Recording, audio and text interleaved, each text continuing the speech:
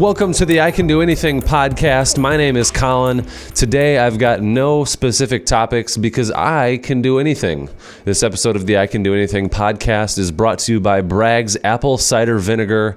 I like to endorse products that I use every day and find beneficial to my overall well-being, and Bragg's Organic Apple Cider Vinegar is just that. I drink it with breakfast in the morning, and quite honestly, it's pretty disgusting. I actually haven't been taking shots of it in the morning as frequently as I used to, but I have been using it as a cooking agent or like a cooking liquid. I pour it on my salmon while it's cooking in the pan, or use it as a ingredient as a part of a marinade. But Bragg's Organic Apple Cider Vinegar is USDA organic and is naturally gluten-free and made from the finest, most delicious, healthy, organically grown apples. Raw apple cider vinegar is full of zesty, natural goodness and contains the amazing mother of vinegar, which occurs naturally as connected strand-like chains of protein enzyme molecules and is highly regarded throughout history. It also adds a healthy, delicious flavor to salads, veggies, and most foods. Like I said, I've been using it as a cooking oil. I put it in rice on occasion to give rice a little added flavor, a little added health benefit. Visit bragg.com, that's BRAGG.com, or braggacv.com today. Bragg, original health stores established in 1912. Okay, so today on the I Can Do Anything podcast, I really don't have much to talk about. Team USA just finished up their last game of the World Cup and finished with just a very underwhelming 7th place in the FIBA World Cup. They just beat Poland just this morning, actually. Donovan Mitchell scored 16 points and had 10 assists. Joe Harris scored 14 points. When Joe Harris is one of your leading scorers and is at the top of the recap, that is not a very good sign. Chris Middleton had 13 points, 6 rebounds, and 6 assists. And they were 6-2 in the FIBA World Cup. I didn't even know they lost 2 games. I thought they just lost the 1 game. So the final score of the game again, it doesn't fucking matter what the final score of the Poland game was. So Kemba Walker didn't play, Jason Tatum didn't play, and Marcus Smart all didn't play in this last game.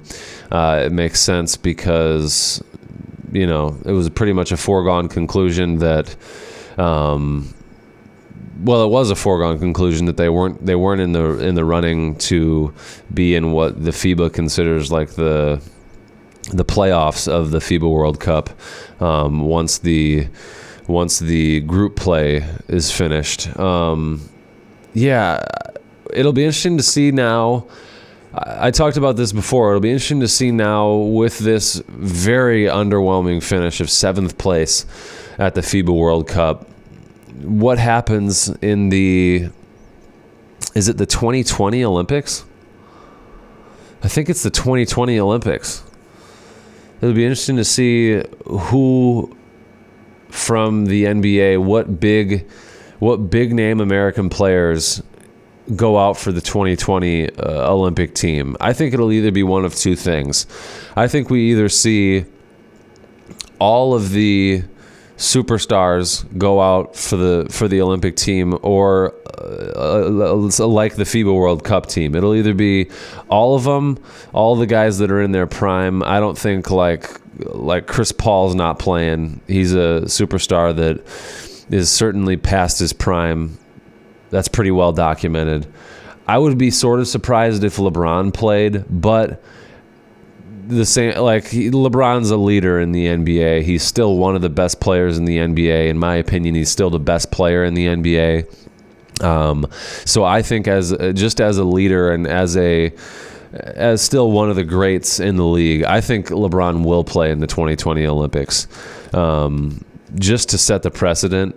But I think it'll either be all or nothing. It'll be all of the superstars go out. You'll see Paul George, LeBron, Kawhi, Anthony Davis, DeMarcus Cousins if he's healthy, Russell Westbrook, All of Kemba Walker will go out again. Jason Tatum will certainly be in the mix.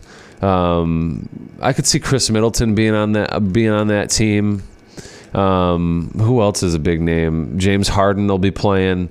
I think they all go out, or it'll be like this FIBA World Cup team. It'll be all or nothing. I don't think just some of them will go out, because I think that if you see LeBron, if you see Kevin Durant, if he's healthy, if you see Kyrie Irving, if you see these big name guys go out for the team, I think it'll start to snowball and some of the others will join.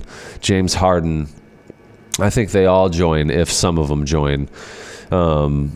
Because the Olympics are just, people care about the Olympics a lot more than they do the FIBA World Cup, especially in the basketball world. I think the soccer or the football world, the FIBA World Cup is a much bigger thing. The soccer World Cups are a way bigger stage than the FIBA World Cup. I mean, the women's World Cup this past summer was on national television, and the men's FIBA Basketball World Cup was on ESPN Plus, which you have to have a subscription for. So, it'll be interesting to see what happens in 2020 after the men's team finishes 7th in the FIBA World Cup. I thought they only lost one game. Apparently they lost 2. I don't even know who the second loss was to. As I scroll through the NBA website, Sean Livingston announces retirement. An amazing career for Sean Livingston after that horrific knee injury at the beginning of his career. So it was awesome to see him win championships and play such a vital role on a historic team like the Warriors. I don't know. It doesn't suck to see Sean Livingston go, but Sean Livingston could have been a nice piece on a relevant, contending team come the trade deadline. I don't even know where he was at. I think he was a free agent, and that probably played a role in him choosing to retire. Maybe the market was drying up for him. But let me move on to something else. I want to talk about Antonio Brown and NFL wide receivers. As of recently, Antonio Brown has been making a lot of headlines for off-the-field stuff.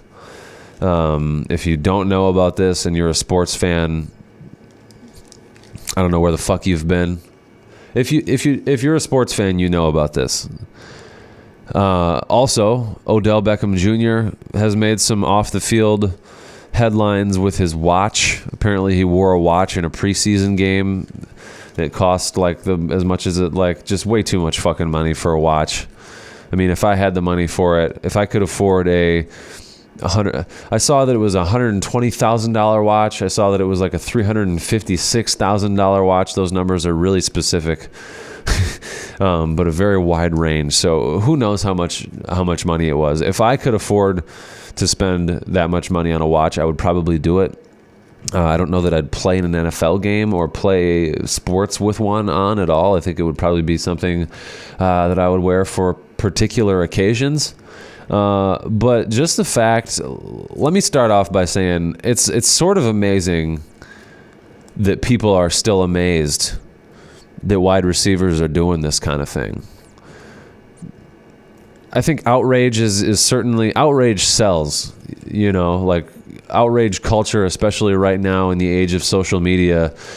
That's what drives headlines. It's the reason that I'm talking about it at all right now. Certainly nobody is going to listen to this podcast because I'm talking about Antonio Brown to hear my take on Antonio Brown.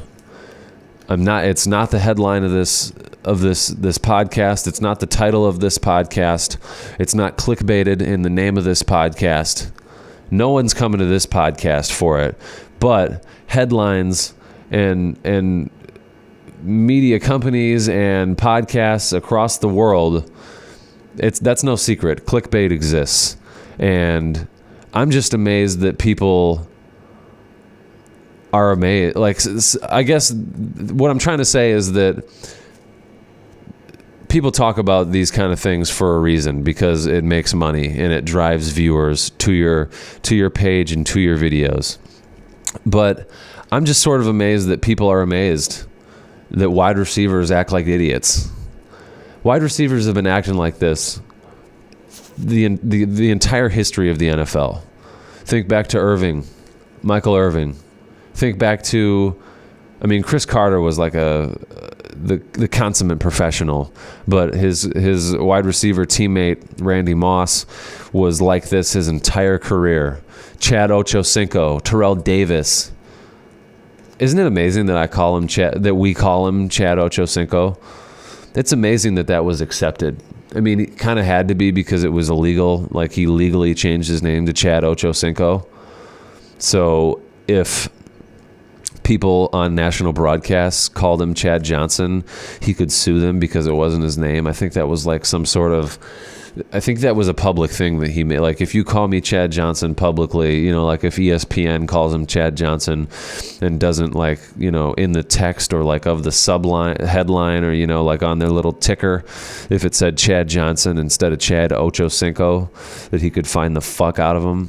Certainly ESPN, a multi-conglomerate corporation, could probably defend themselves against just an NFL player. These guys make a lot of money, but they don't make as much money as the billionaires that pay them. And the billionaires that pay them own corporations like ESPN, corporations bigger than ESPN. But I think it's hilarious that I just secondhand, without even thinking about it, said Chad Ochocinco. That guy's name's Chad 85. But wide receivers have been doing this. This is what wide receivers do. Antonio Brown is acting like a straight up idiot. There's no way to get around it. I'm all for player mobility in the NBA.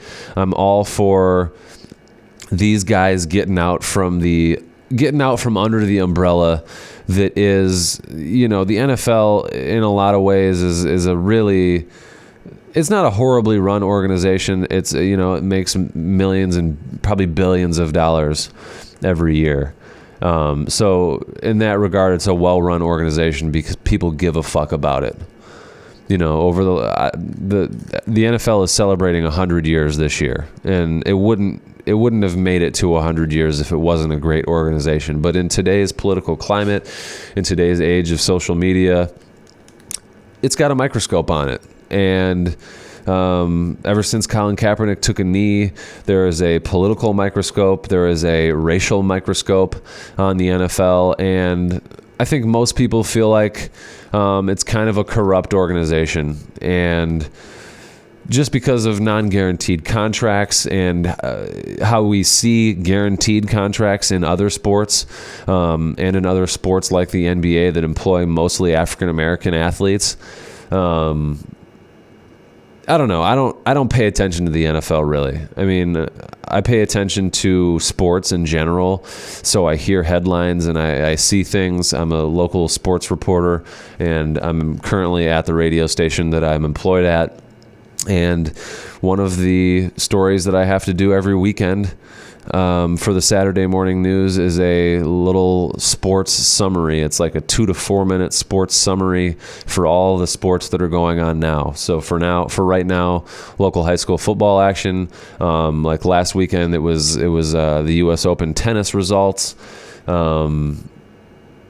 Saturday mornings, I tell the big college football matchups that are coming up on Saturday or for the day. Sometimes I'll do like a preview of the games in the NFL, but most likely, more than often, I don't. I think that it's stupid that people listen to the radio in the first place. I'm not amazed that radio still exists, but I think it's funny that I come in here and do the news on Saturday mornings for the old people to get their news, their local. I don't know, the concept of local news nowadays is, I don't know. I guess people still have to get local news.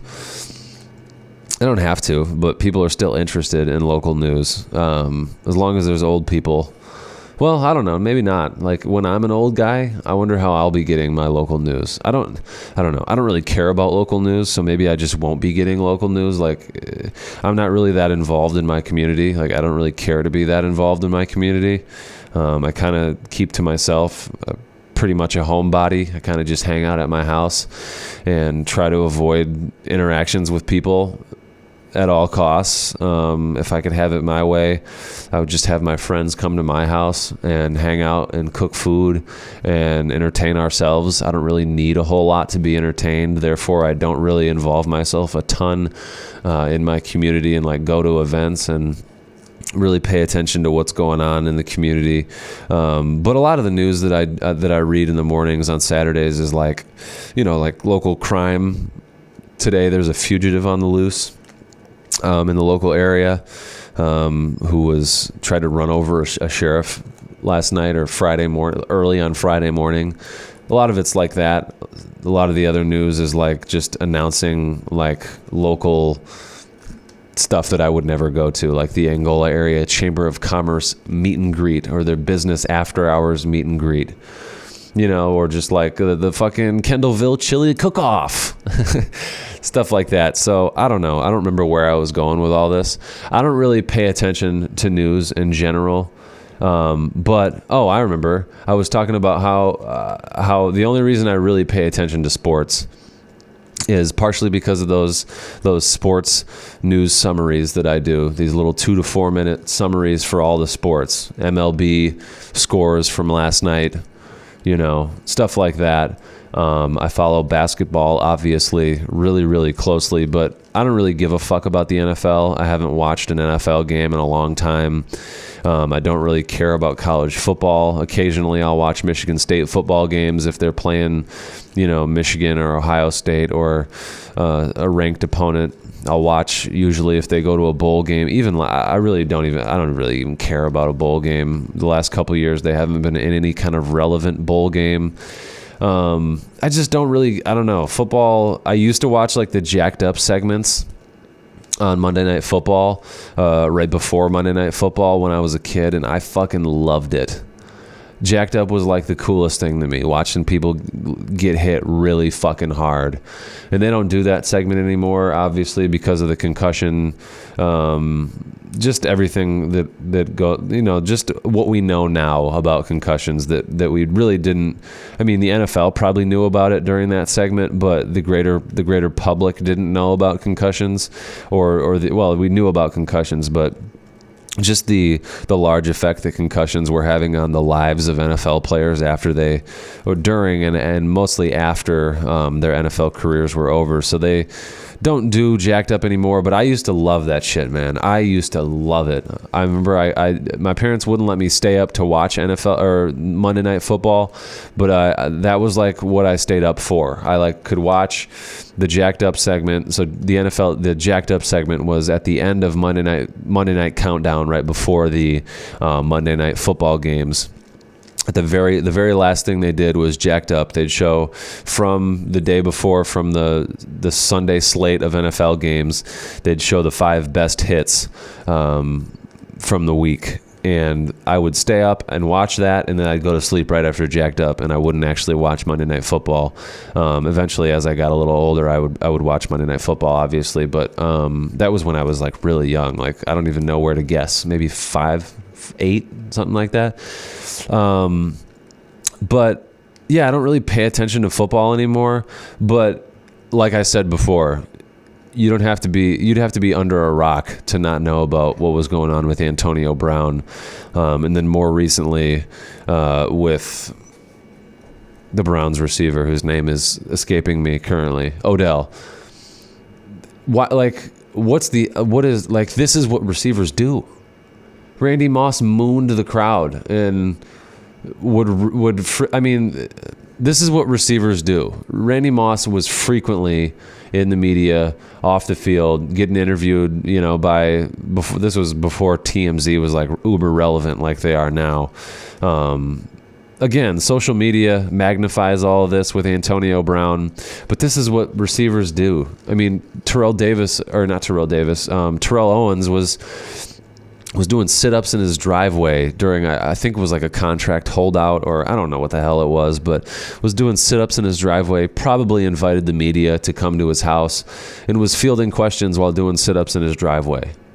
You know, Michael Irvin was an asshole off the field, sort of. You know, Deion Sanders wasn't a receiver, but these diva positions, running back, quarterback, wide receiver, and cornerback. Did I say cornerback twice? But wide receivers are the this is what wide receivers do. And like I started to talk about, I'm all for player mobility and players having a voice and players getting out from under the NFL umbrella.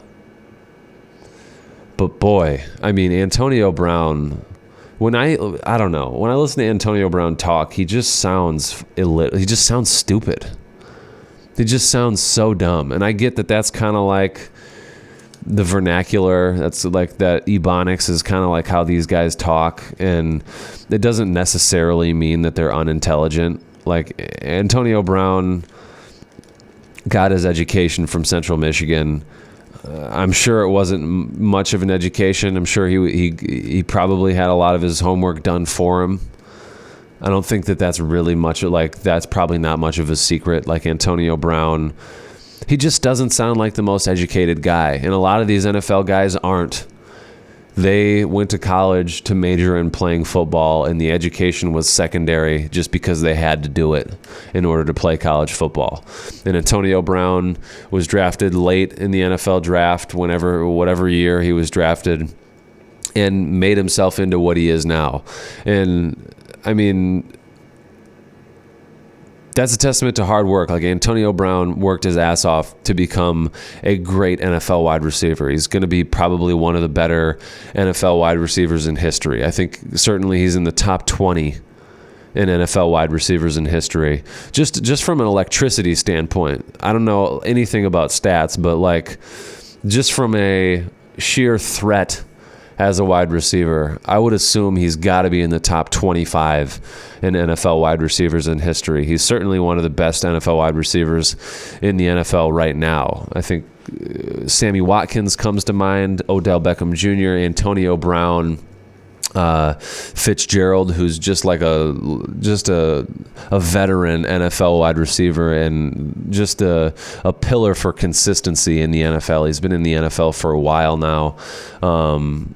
I don't know. I guess who else do I think of as historic greats in the NFL as wide receivers, and were they divas?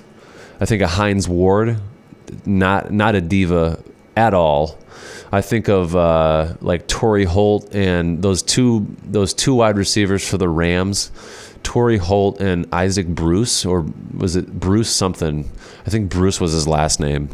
Those two were not divas at all. Peyton Manning had two great receivers. One of them, I can't remember their names. One of them was like a smaller receiver. Back with the Colts, before he even won any of it, he didn't win a championship with Indy. He won this championship with the Broncos. But his two receivers with the Colts, I kind of think of both of those guys as greats. What were their names? One of them was like he was he was around Peyton's age. I think he might have retired a little before Peyton Manning. But neither of those guys were divas. And I think of them as greats. Hines Ward is certainly a great, wasn't a diva by any sense of the imagination. He was like a great blocking wide receiver. Who else? So obviously the guys that I mentioned, Chad Ochocinco, one of the greats. Chris Carter, not a diva, one of the greats. Randy Moss, certainly a diva, one of the great wide receivers ever. Jerry Rice, not a diva by any stretch of the imagination. Was certainly flashy in his own regard, but definitely not a diva. Jerry Rice is probably the greatest all time. Terrell Owens, Michael Irvin, who else? I guess those are the guys that just off the top of my head come to mind. I don't know, a large percentage of them are divas. Antonio Brown is a diva. Odell is a diva. Who was the Lions? The Lions wide receiver that retired early? Johnson? I can't remember his first name. I know his last name was Johnson. Seems like a lot of great wide receivers were Johnson. I guess it's just him. And Irving was Michael Irving. Michael Irving was his last name. I feel like Johnson was in there somewhere. Maybe I just think that because he was a wide receiver, and I don't know why. Maybe not a lot of them were last name Johnson, but I sort of associate the last name Johnson with wide receivers in the NFL. So I don't know. Wide receivers in the NFL are divas. This isn't new. Antonio Brown is acting like an idiot. He's acting like he just I don't know, he just comes off as really stupid. And maybe he's not an idiot. I mean, he certainly got what he wanted. He got fined a bunch by the Raiders, but now he's on a historic franchise. He's going to be thrown to by, in my opinion, the greatest quarterback of all time, Tom Brady. So maybe he's not an idiot. Like, maybe what he did, this was perfectly orchestrated. Maybe this is what he had to do to get released from the Raiders. Maybe he realized the Raiders, I don't know anything about the Raiders roster, but maybe he got there and was like, oh, maybe the Raiders aren't going to be very good. Maybe the Raiders will be good. I have no idea. And maybe he will be missing out. But I would take my chances playing for the Patriots, and I'm sure he knew that the Patriots were interested, and I'm sure he had some information from his agent, Drew Rosenhaus, who is very well connected in the NFL and has been a longtime agent in sports in general. I think Rosenhaus represented Terrell Owens through the majority of his career. So he's just well connected in NFL circles. I think he only is an agent for NFL players. He may be an agent for like other like celebrities, but I think the majority of his clientele is NFL players. So yeah, I'm sure Antonio Brown knew, and maybe this was a really well orchestrated, really well designed, smart move. This is what he had to do to get released from the Raiders, and I don't know. I don't know. It's not who I am to be really. It's just it goes against like pretty much everything that I'm about for the most part. The video was great. I guess everybody's talking about how that Instagram video, the production quality was really great, and it was. A lot of the B-roll to me was just kind of like regular shit. Like, it was just kind of him like looking around. Some of it was like him training, but like some of it was just him like kind of sitting there, and like it looked like it was supposed to be like he was like thinking and like being contemplative, like he was thinking about his future and just kind of coming to terms with where he's at in the end. I don't know, but the videography was pretty good, I guess. Just the production quality in general was good. As a professional videographer, I feel like I can comment on that. And even if I wasn't a professional videographer, everybody else is commenting on it. So why the fuck can't I? We're in America. This is a free place. I can talk and record myself speaking in a room by myself and post it for millions and millions for the world to listen to if they choose to. Now, I think it'll probably be just my dad that listens to this. What up, Big S? But that's kind of I don't know. This is what wide receivers do. They act like idiots publicly, and sometimes it gets them in great situations, and other times it gets them traded to horrible situations and their careers end. But this is what NFL wide receivers do. The I Can Do Anything podcast, well, this portion of the I Can Do Anything podcast is brought to you by Landscaped. Are there any homeowners out there? If you own a home, in most cases, you know that you're going to have some yard work. Landscaped is here to help Landscaped takes pride in having the most extensive catalog of outdoor tools, appliances, furniture, lighting, materials, decor, power supplies, pool and spa, gardening, recreation, water and irrigation, accessories, and more. Visit our stores across the United States to receive help from our trained landscape architects, take classes and listen to seminars on a wide variety of topics and focus areas, including Gardening 101, Homeowners Construction Best Practices, Insect and Pest Control and Behavior, Creative Materials Concepts, Pool and Spa Maintenance, Fencing and Perimeter Design, Owning Your Space, and many, many more. Or visit us online at landscaped.com/anything to receive $10 off your first order of $50 or more and $50 off your first order of $300 or more. That's landscaped.com/anything. A special savings for listeners of the I Can Do Anything podcast. Landscaped. Okay, so last week's Thrill of the Week didn't happen. I didn't go to the strip club, but well, that was 2 weeks ago now, I guess.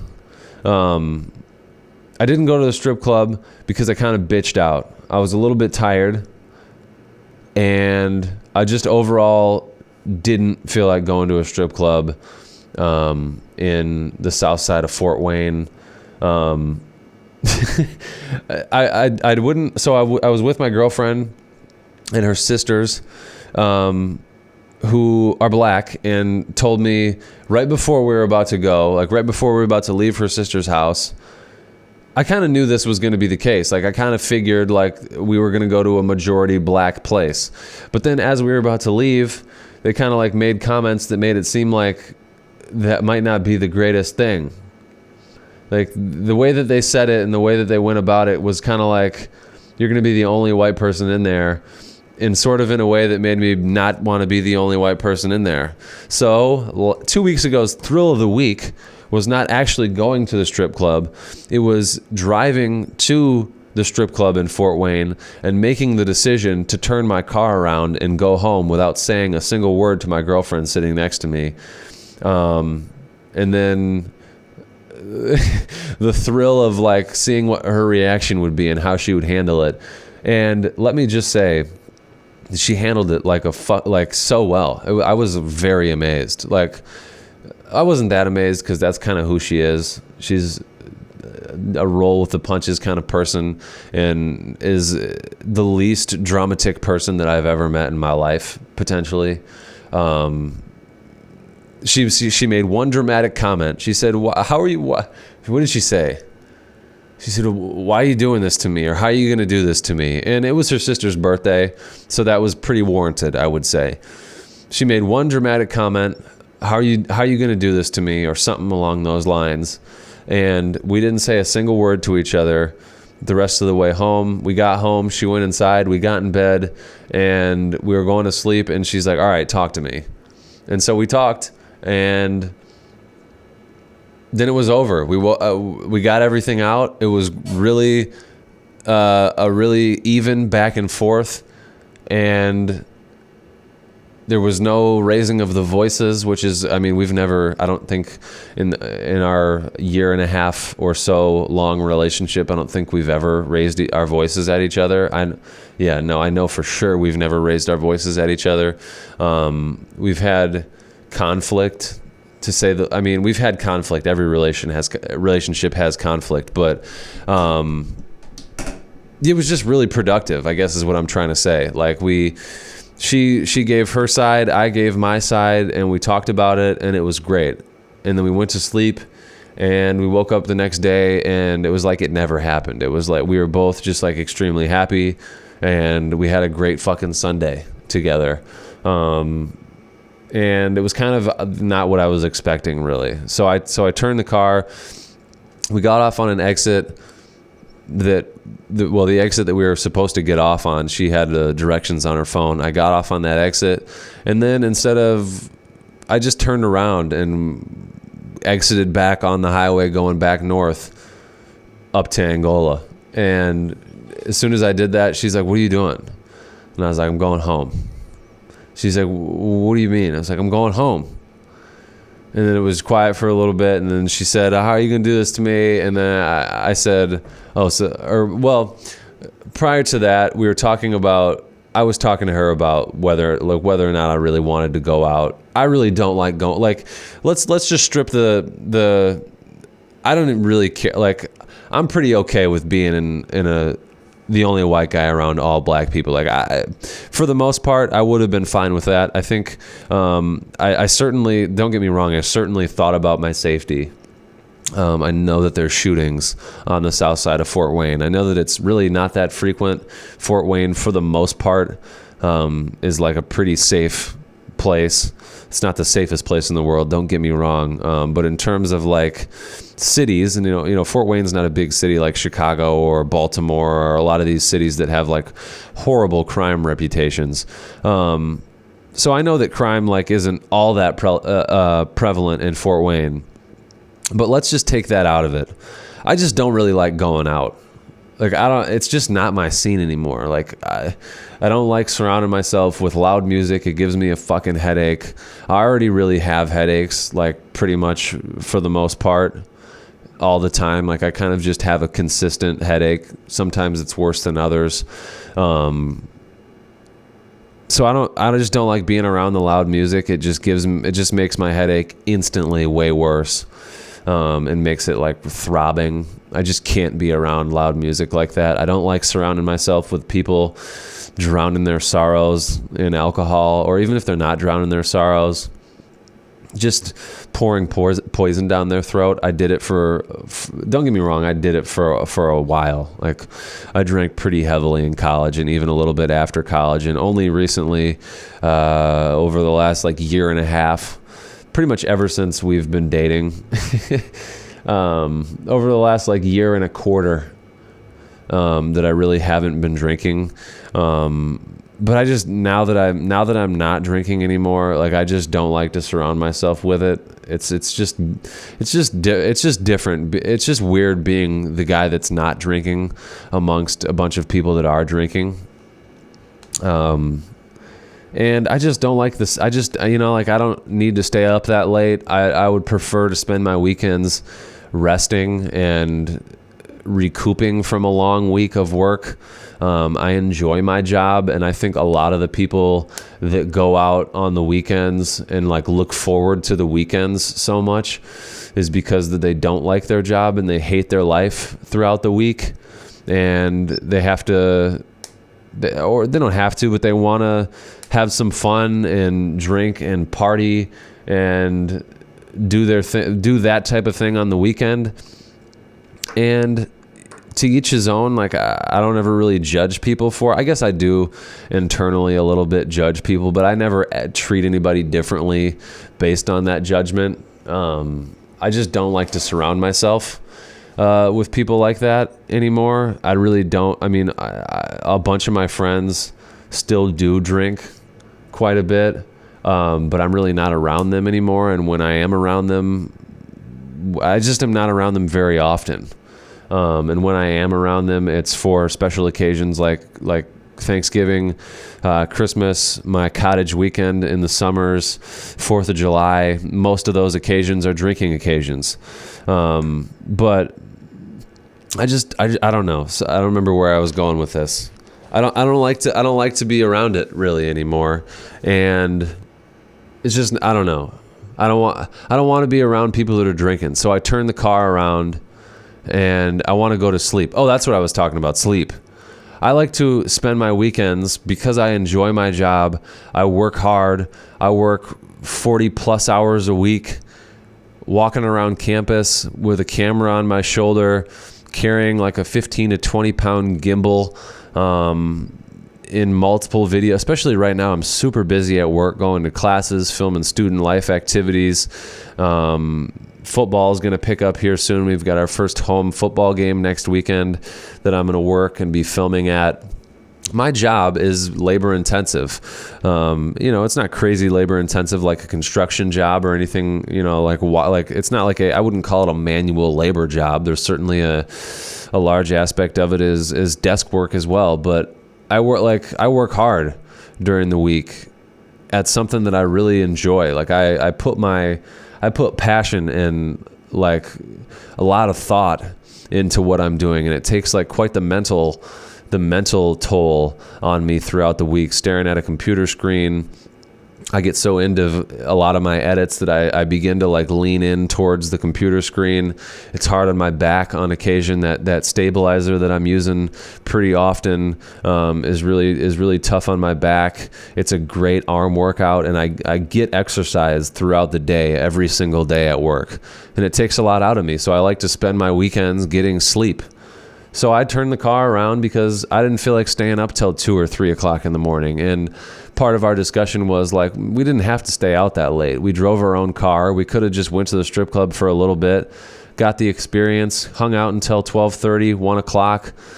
Part of it was that we weren't going to get there until probably 11 o'clock. So I probably could have just gone to the strip club for an hour, had the experience, gone home at 12:30, gone home around 12:30, got home around 1. I didn't really have anything to do the next day.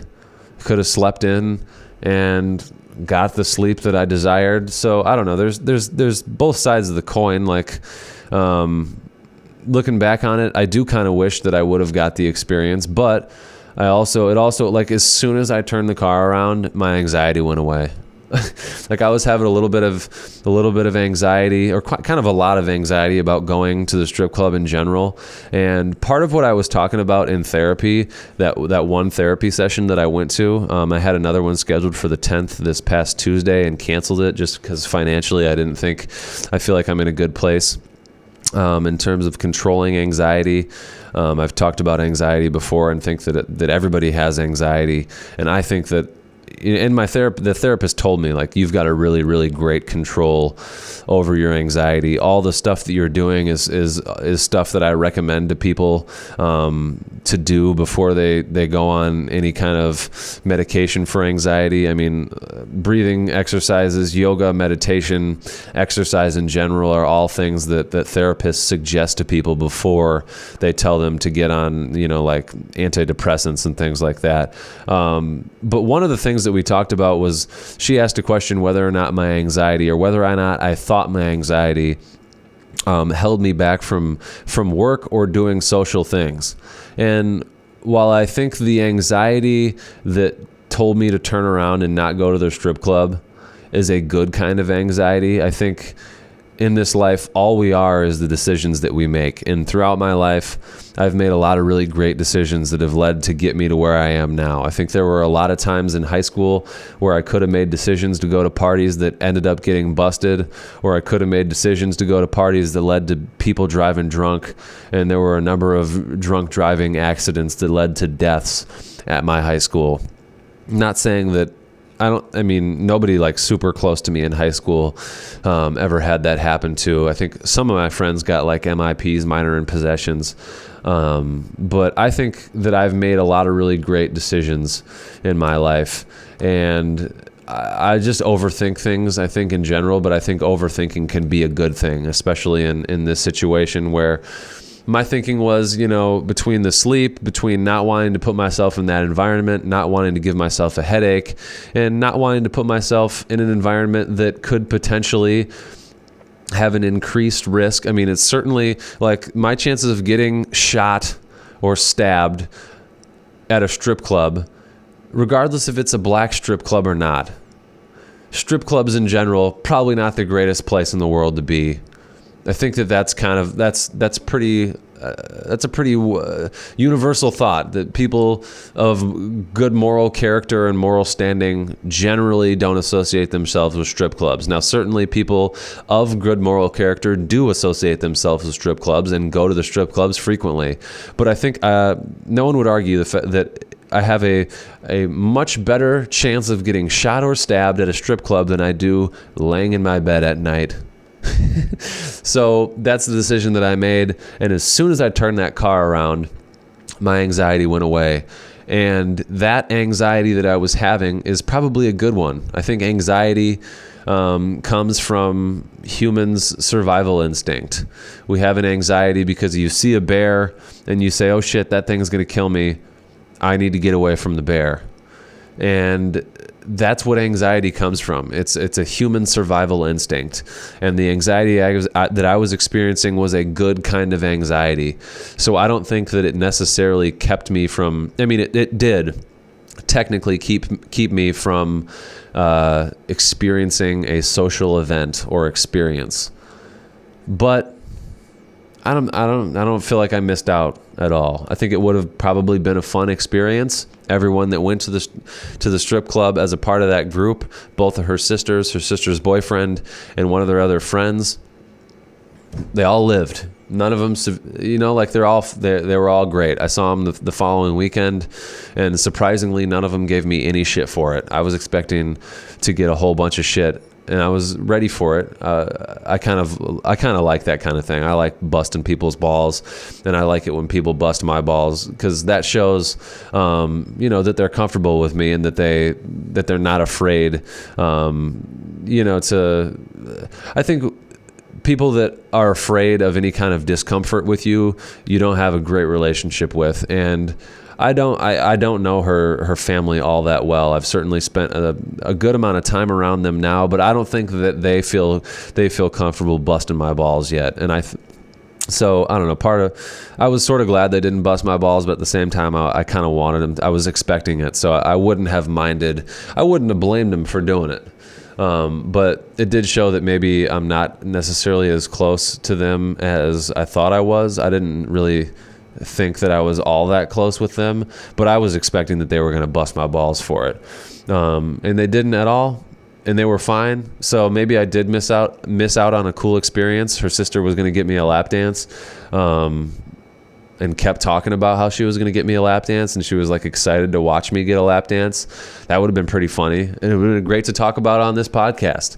But just gave me the opportunity to talk about anxiety, and that's something that I think people across the world are dealing with on a daily basis, and listening to me talk about it might have been freeing for somebody who also experiences social anxiety, and it sometimes gets in the way. There's certainly people out there that think, oh shit, I experience anxiety and it stopped me from doing this thing socially. And maybe it wasn't the greatest thing that they should have been doing socially. It's okay to not go do something because you have anxiety. Social anxiety is your body produces that social anxiety for a reason. If you're having social anxiety because of you're a teenager and you're being peer pressured into a situation that you're not comfortable with, listen to your body, because there's a reason that your body doesn't feel comfortable with it. Turn around and go home.